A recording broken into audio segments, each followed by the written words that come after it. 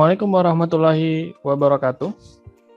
Perkenalkan kami dari kelompok Antar Express, kelompok A, dari kelas Teknik Telekomunikasi 42 gabungan 4. Ya, formasi kelompok kami adalah yang pertama, Miftahul Izal Fandi dengan saya sendiri. Yang kedua dari Samelani, yang ketiga ada Muhammad Irwan Zamroni, yang keempat ada Muhammad Gibran, yang kelima ada Cozin Akyar, yang keenam ada Meliham Febrianko. Pada session pertama ini, kami akan membahas tentang bisnis profile dari Hunter Express sendiri yang akan saya bahas. Ya, overview of industry environment. Sektor industri yang akan kami masuk yaitu industri ekspedisi atau pengiriman barang. Kami memilih bisnis yang bergerak dalam bidang ekspedisi dikarenakan bidang ekspedisi pengiriman barang sangat membantu saat ini ditambah dengan situasi saat ini yaitu Corona. Terutama lagi ramainya penggunaan marketplace kemudian tempat belanja online. Nah, dikarenakan situasi pandemi, masyarakat dihimbau untuk tidak keluar rumah. Masyarakat beramai-ramai menggunakan marketplace untuk belanja online. Dan tentunya pihak ekspedisi sedang sangat dibutuhkan untuk mengantarkan pesanan online. Jasa ekspedisi sendiri merupakan jasa yang bergerak dalam bidang pengiriman barang melalui jalur darat, udara, maupun air. Customer profile kami adalah ekspedisi konvensional seperti JNE, JNT, Si Cepat. Karena bisnis yang kami lakukan adalah sebagai kurir yang mengantarkan barang JNE atau JNT Si Cepat antar kota pulau dengan sistem customer JNE, JNT, kemudian kurir atau Hunter Express, kemudian JNT, JNE, kemudian customer. Jadi Hunter Express di sini lebih banyak berperan sebagai backbone shipping ya. Nah, perusahaan kami mengeluarkan banyak sekali jenis-jenis jasa. Salah satunya yaitu adalah jasa kurir untuk ekspedisi dengan sistem seperti yang saya sebutkan tadi sebagai backbone. Selain itu ada jasa-jasa yang lainnya seperti pengiriman on demand, kemudian persewaan gudang. Nah, value dari usaha kami adalah jasa kurir kami lebih cepat mempersingkat waktu untuk pengiriman barang karena kami bersifat backbone shipping, menghubungkan banyak kurir konvensional yang biasanya kurir-kurir tersebut dikirim pada malam harinya setelah semua barang terkumpul, tapi kami bisa mengirimnya lebih awal. Nah, keunggulan yang diterima oleh kurir-kurir konvensional tersebut adalah mereka lebih mengurangi biaya pengeluaran dalam hal transportasi atau pengadaan alat-alat transportasi. Pada session yang kedua akan dijelaskan oleh rekan kami, Saudari Risa Melani. Silakan. Pada section 2, the market, target customer kami yaitu pihak JNE atau JNT atau Si Cepat, dikarenakan pihak JNE atau JNT atau Si Cepat merupakan pihak ekspedisi yang paling ramai atau yang sering digunakan oleh masyarakat. Dikarenakan pihak ekspedisi tersebut kebanjiran paket yang harus dikirim, maka bisnis kami bisa menjadi solusi bagi mereka untuk mengantarkan antar kota atau pulau, lalu pihak mereka yang tinggal menunggu di titik poin lokasi yang udah ditentuin. Market size-nya estimasi terdapat 10 pihak ekspedisi. Satu ekspedisinya itu seperti JNE sendiri itu market size-nya itu kan mengantarkan paket sebanyak 1,4 juta paket per hari yang dikirim. Jika dengan adanya 10 pihak ekspedisi yang akan menggunakan kami akan mengirimkan sekitar 10 juta paket per hari. Bisa dilihat. Competition.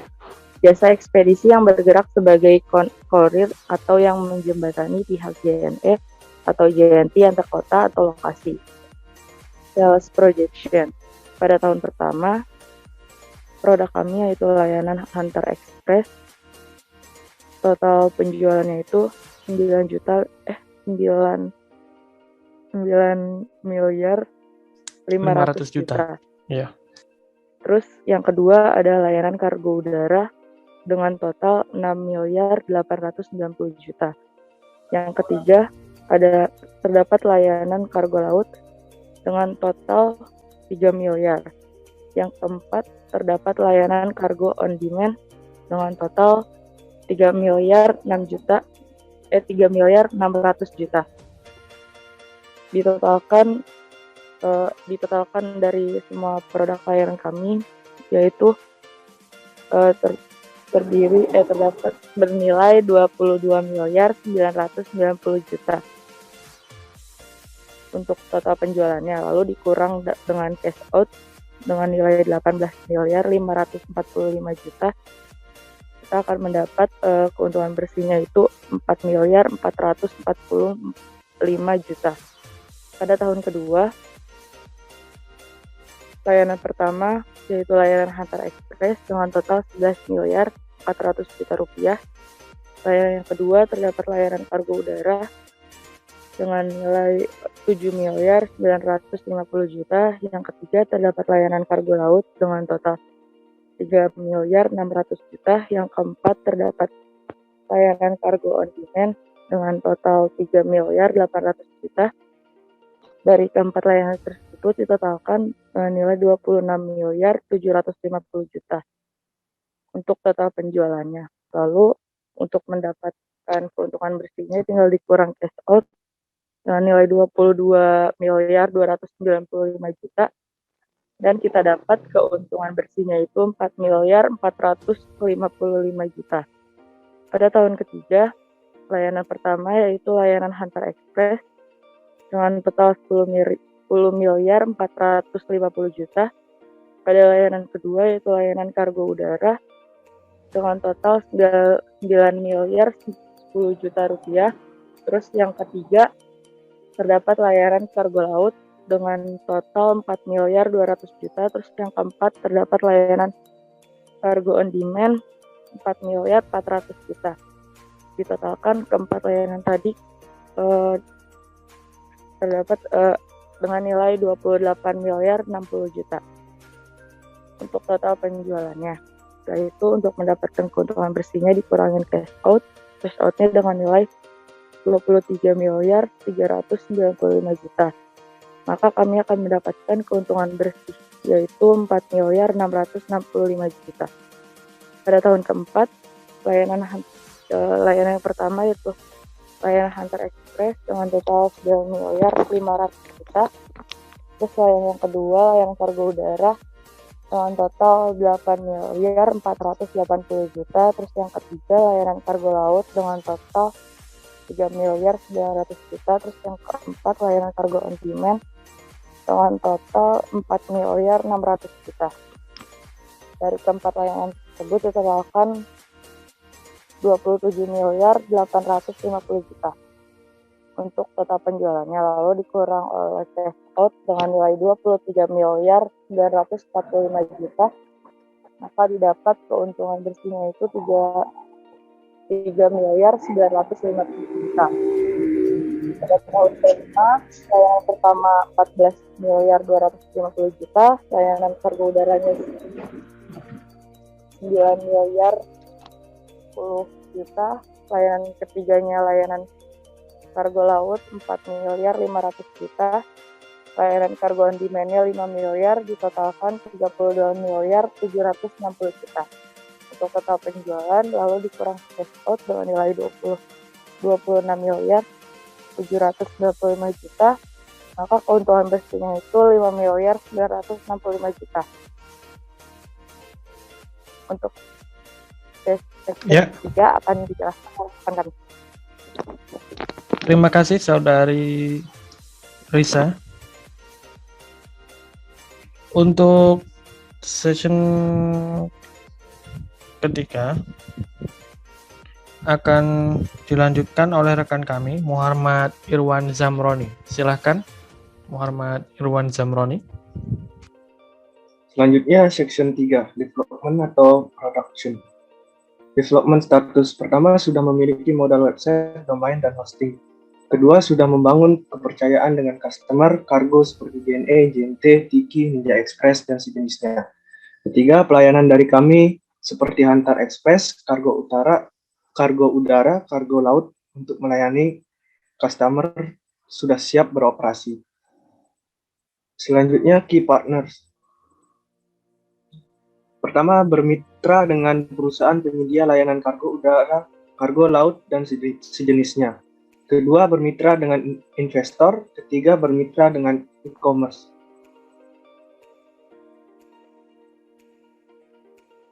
Selanjutnya, production proses. Pertama, validasi ide. Kedua, membuat rencana bisnis. Tiga, merancang website. 4, pitching ke investor dan mendapat dana. 5, membangun tim yang kuat. 6, membuat konten di sosial media. 7, mencari mitra bisnis dan mendapatkan customer.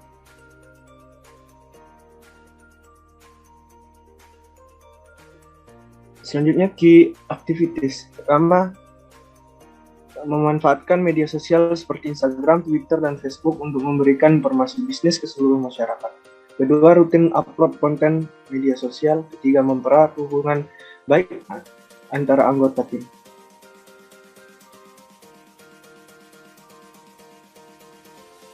Selanjutnya, ini merupakan expense and capital requirement. Yang pertama itu ada sewa gedung. Total per tahun harga sewa gedung yaitu 200 juta. Kemudian beban listrik dan internet adalah 300 juta. Kemudian komputer 225 juta. Biaya transportasi 15 miliar. Iklan dan promosi 1,5 miliar.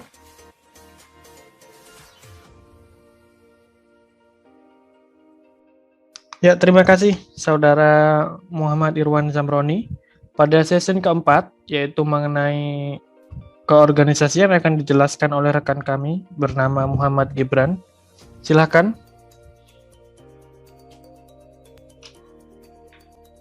Selanjutnya adalah section 4, yaitu organisasi. Yang pertama adalah bagian organisasi. Eza Alfandi sebagai CEO dan bawahnya ada 5 orang. Risa Melani sebagai Product Manager, M. Irwan Zamroni sebagai Advertising Director, Sohin Asikar sebagai PR Manager, Muhammad Gibran Ramadan sebagai Market Research Director, Meliham sebagai Promotion Director.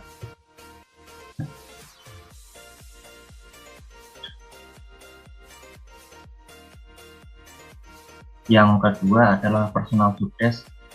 CEO bertugas untuk memimpin dan bertanggung jawab untuk seluruh karyawan atau manajer, memberikan ide untuk memajukan perusahaan. Kemudian product manager bertanggung jawab membawahi tim untuk keseluruhan strategi, melakukan riset pasar, menentukan spesifikasi, menentukan jadwal produksi dan harga, dan mengembangkan strategi pemasaran. Selanjutnya, Advertising Director, yaitu merencanakan dan mempersiapkan iklan dan materi promosi untuk meningkatkan penjualan produk atau jasa, bekerja dengan pelanggan, pejabat perusahaan, departemen penjualan, dan biro iklan.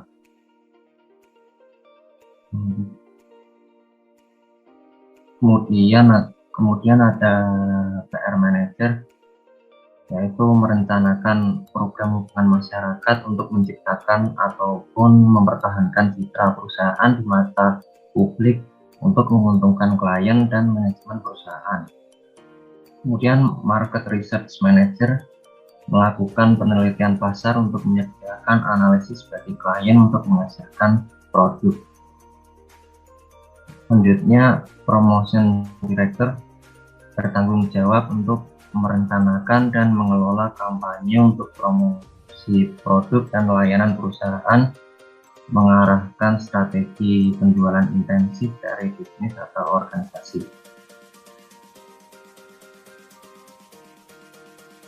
Ya, terima kasih Saudara Gibran. Untuk session kelima akan dijelaskan oleh rekan kami, Chojin Akhyar. Dipersilahkan. Ya, masuk ke section 5, financing. Yang pertama itu ada financing strategi. Jadi untuk perencanaan keuangan dari perusahaan kami ini itu terletak pada uang yang masuk dan uang yang keluar. Adanya pengaturan uang yang akan diputarkan kembali untuk penunjangan pelayanan dari usaha kami bisa menjaga dan meningkatkan kestabilitasan pemasukan tiap bulannya. Dikarenakan perusahaan kami tidak bergerak seperti startup, maka kemungkinan kami tidak ada investor atau perusahaan kami hilang berdiri sendiri. Namun perusahaan kami bisa jadi memakai investor jika sudah menjangkau ranah pengiriman internasional.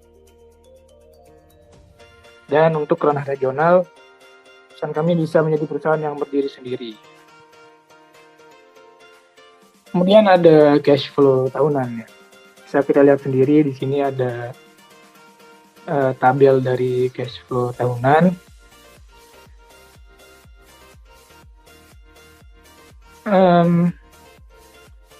Untuk tahun ke-1 tahap ke-1 itu saldo awalnya itu 50 miliar.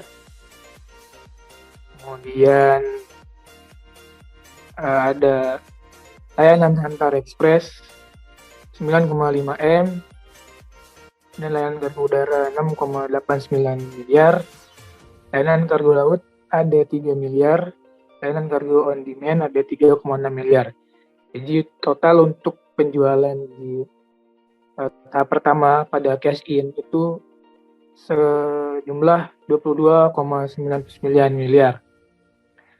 Kemudian untuk cash out di tahap pertama itu untuk iklanan promosi 1,5 M, beban listrik dan internet 300 juta, komputer PC 150 juta, biaya cicilan hutang 1 M, gaji CEO itu 20 juta, gaji manajer 75 juta, sewa gudang 200 juta, biaya transportasi itu 15 miliar, sedangkan untuk gaji karyawan 300 juta.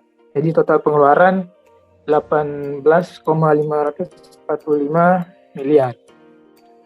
Kemudian untuk tahap kedua, tahap ketiga, dan tahap keempat bisa terlihat sendiri di tabel ini. Jadi untuk tahap kedua itu total penjualan 26,75 miliar, 790 maksud saya.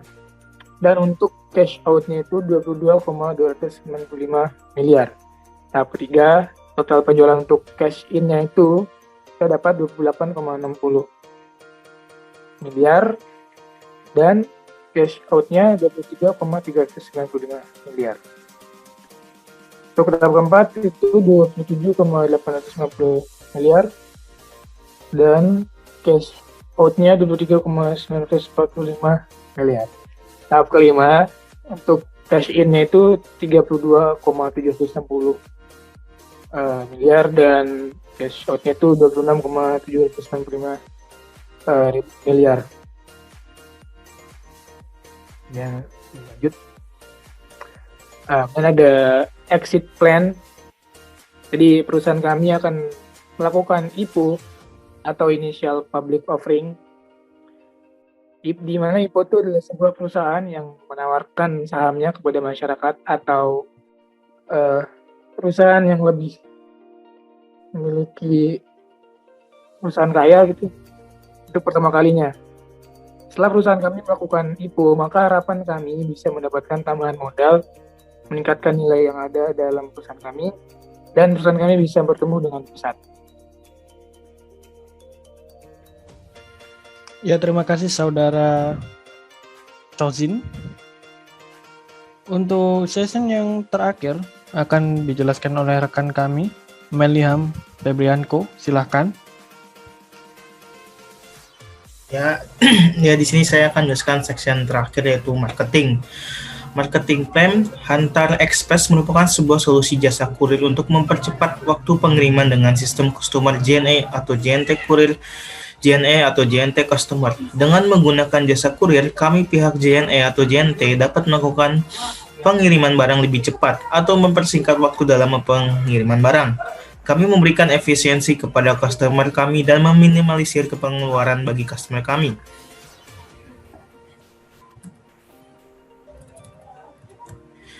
Terus selanjutnya, advertising and promotion plans. Promosi jasa pelayanan usaha kami memfokuskan penggunaan media sosial ditinjau dari kemajuan zaman yang memasuki era industri 4.0. Kami percaya bahwa banyak platform media sosial saat ini bisa digunakan untuk menyebarluaskan informasi dari jasa pelayanan kami seperti YouTube, TikTok, Instagram, dan Facebook. Selain itu, kami juga akan mengirimkan email kepada customer kami dan mengunjungi kantor pusatnya. Selanjutnya, yang terakhir, how I plan to take advantage of competitors with points. Sampai saat ini, komputer kami seperti JNE atau JNT atau Si Cepat dikarenakan sesama perusahaan yang bergerak dalam bidang ekspedisi, namun perusahaan mereka mengantarkan paket dan pelanggan ke rumah dan membutuhkan banyak pegawai dan operasi. Keunggulan dengan bisnis kami dibanding dengan kompetitor kami yaitu kami lebih sedikit menggunakan SDM dan pengeluaran biaya operasi. Sekian dan terima kasih. Ya, terima kasih rekan-rekan semuanya. Ya, berikut telah kami sampaikan presentasi dan laporan dari rancangan bisnis kami, yaitu Hunter Express. Kami dari kelompok A, terdiri dari pertama Miftahul Iza Alfandi, kemudian Risa Melani, kemudian ada Muhammad Irwan Zamroni, lalu ada Muhammad Gibran, kemudian Cozin Akhyar Azjad, dan yang terakhir adalah Meliham Febrianko Zulfarak. Sekali lagi kami ucapkan terima kasih. Assalamualaikum warahmatullahi wabarakatuh.